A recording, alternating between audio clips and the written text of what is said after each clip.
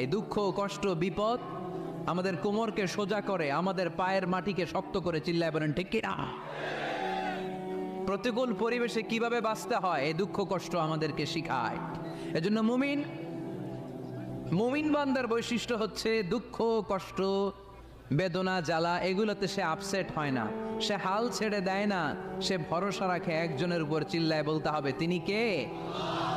কারণ মুমিন জানে রাত্রি যত গভীর হয় অন্ধকার তমানিসা ভেদ করে সুবহে সাদিক হয়।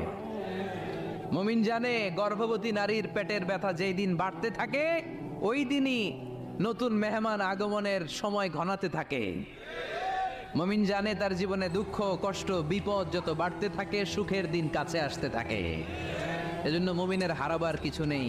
ইন্না মাআল উসরি ইউসরা, ইন্না মাআল উসরি ইউসরা। নবী হে, কষ্টের পরেই আছে আনন্দ, দুঃখের